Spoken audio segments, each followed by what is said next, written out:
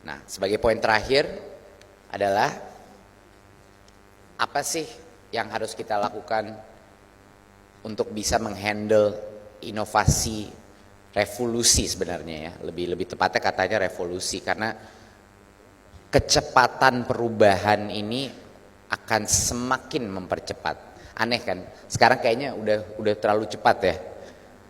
Nggak nyangka bahwa ini bisa lebih cepat lagi, tapi saya janji percepatan inovasi dan disrupsi di berbagai macam sektor akan mempercepat. Oke, ini belum cepat. Jadi gimana kita bisa menghadapi dunia digital ini? Nggak ada lain cara, tidak ada shortcut. Kita harus menginvest kepada SDM kita, human capital kita. Dan ini adalah investasi, bukan investasi jangka pendek, ini investasi dalam 5-10 tahun ke depan. Ada beberapa hal yang wajib hukumnya untuk bisa punya kesempatan aja compete di global dunia. Karena dengan adanya digital economy, kompetisi udah bukan lokal lagi. 100% bakal global.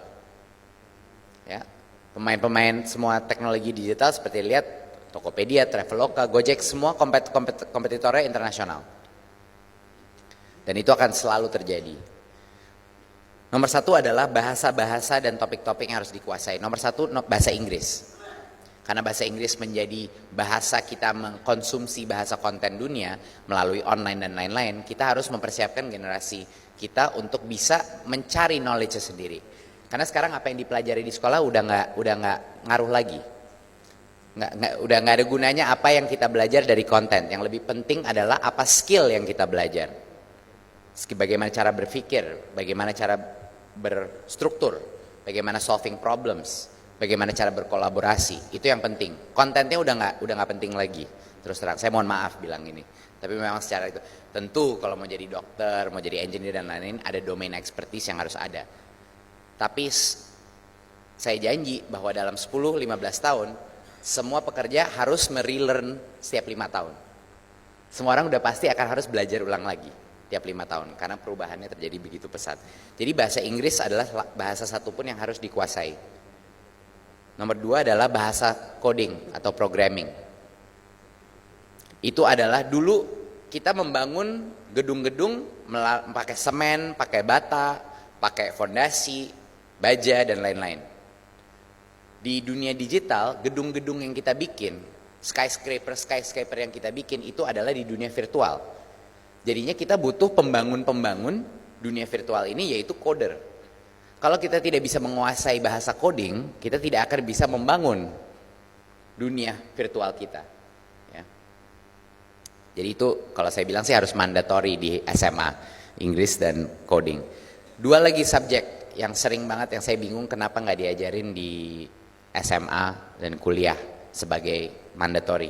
1 adalah statistik. Di era digital hanya data yang berbicara. Di dunia digital hanya data yang berbicara, sehingga kalau orang tidak bisa menganalisa data, orang tidak bisa melihat chart, melihat tren secara kritikal, dia akan terus dikibulin oleh data-data tersebut atau dia akan tertinggal. Jadi statistik adalah bahasa mengerti, mengakses data secara kritis. Itu adalah critical core skill yang benar-benar salah satu hal yang lacking banget di Indonesia. Dan yang terakhir adalah psikologi. Unsur dari desain, unsur dari UX, UI, bikin aplikasi, bikin web, semua itu sebenarnya psikologi. Bagaimana kita mengengage suatu consumer, bagaimana kita mengengage suatu supplier di dalam platform kita. Dan psikologi itu aneh buat saya kenapa itu tidak menjadi mandatory course di SMA. Dan yang terakhir adalah nasionalisme sempit. Di opini saya, nasionalisme sempit itu lebih membahayakan untuk dunia pendidikan daripada ekonomi. Lebih lagi membahayakan. Kalau kita tidak mengundang puluhan ribu engineer dan coder dari Silicon Valley, dari Bangalore, dari Beijing untuk bekerja di Indonesia secepat mungkin, tidak mungkin engineer Indonesia akan bisa meng-catch up secepat itu. Kita harus bisa mengundang berbagai macam engineer dari luar negeri untuk kerja berkarya di Indonesia sehingga ada teknologi transfer. Nah, itulah caranya kita bikin komunitas yang world class dengan itu. Dan yang kedua adalah juga dengan adanya profesor-profesor dan edukasi dari luar negeri juga. Jadinya banyak orang mungkin tidak suka dengan opini itu, tapi itu adalah hal yang menurut saya untuk melihat ke depannya kita harus bisa mengundang the best of the world. Jadinya saya kalau konsepnya itu reverse brain drain. Jangan brain drain kita ke luar negeri. Kita ambil the best of international, kita undang ke Indonesia untuk membantu menciptakan ekosistem itu.